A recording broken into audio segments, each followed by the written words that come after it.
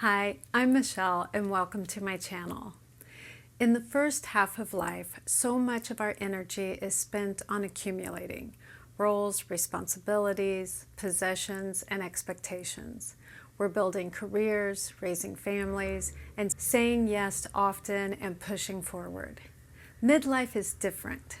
This season is less about adding more and more about what I like to think of as the great edit. Letting go of mindsets, habits, and even relationships that no longer fit who they are now. And that's why intentions work so well in midlife. They're rooted in values and meaning and not in pressure or perfection. By midlife, the question shifts from what should I achieve to what actually matters. A growing body of research shows that a strong sense of purpose becomes one of the biggest contributors to well-being as we age. Intentions are naturally purpose-driven. They guide our choices based on who we want to be and how we want to live, not just what we want to accomplish. Another reason intentions feel more aligned in midlife is flexibility. Life at this stage is constantly evolving. Careers change, families shift, bodies change, priorities change. Intentions act like a compass rather than a rigid destination. They allow you to adjust course without feeling like you failed when life doesn't go according to plan. There's also a deeper level of self-awareness and self-compassion that tends to develop with age. Many of us are less interested in harsh self-criticism and more interested in sustainable change. Intentions support that mindset because they focus on consistency and alignment, not perfect execution. And finally, midlife often brings a shift towards a process-oriented way of living. It's no longer just about the end result. It's about how you show up each day. Intentions honor the journey, making every small, aligned choice a success. Ultimately, the wisdom that comes in midlife makes an intention-based approach not only more realistic, but far more fulfilling than the all-or-nothing pressure of traditional resolutions. In the description below is a link to download a worksheet to go along with today's video. It's totally free if you'd like to get a copy. So questions to ask yourself if you're going to focus on intentions instead of resolutions. The first one would be, what do I want to stop doing? Once you've set your intention, the first question is always about creating space. Whether your intention is to cultivate financial peace, live a healthier lifestyle, this step isn't about punishment or restriction.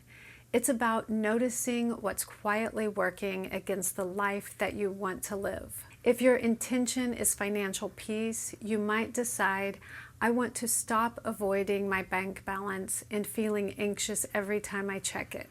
Or I want to stop spending impulsively when I'm stressed or bored. Or I want to stop carrying shame about past financial decisions.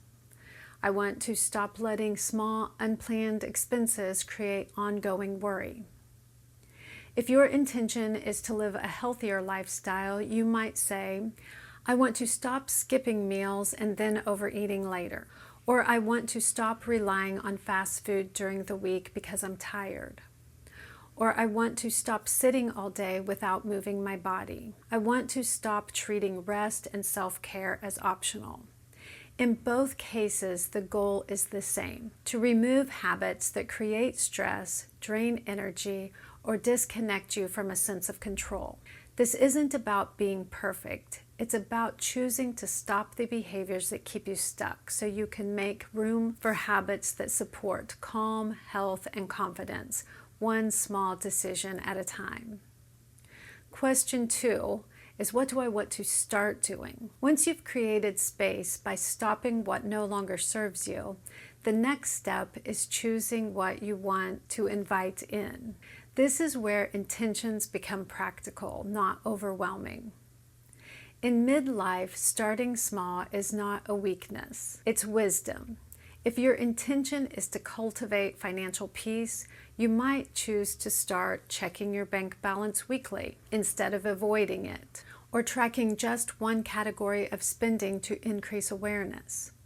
You could set aside small, consistent amounts for unexpected expenses, or talking more openly about money with a trusted person or advisor. These actions build a sense of security and control, not through perfection, but through consistency. If your intention is to live a healthier lifestyle, you might choose to start preparing simple, healthy meals at home a few times a week, or moving your body daily in a way that feels supportive and not punishing, or drinking more water and paying attention to how your body feels.